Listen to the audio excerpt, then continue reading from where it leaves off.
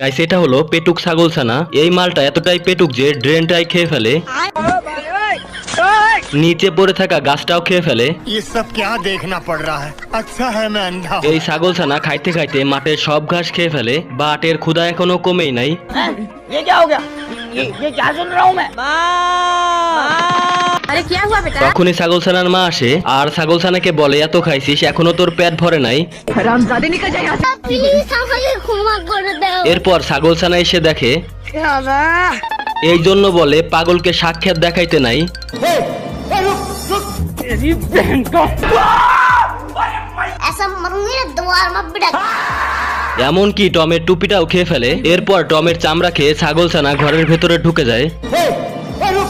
Tom ঘরের ভিতরে এসে দেখে মালটা তো লোহার কলটাই খেয়ে ফেলতেছে। ऐसा मत करो मेरी जान। হালাই তো দেখি টাইসটা খেয়ে ফেলতেছে।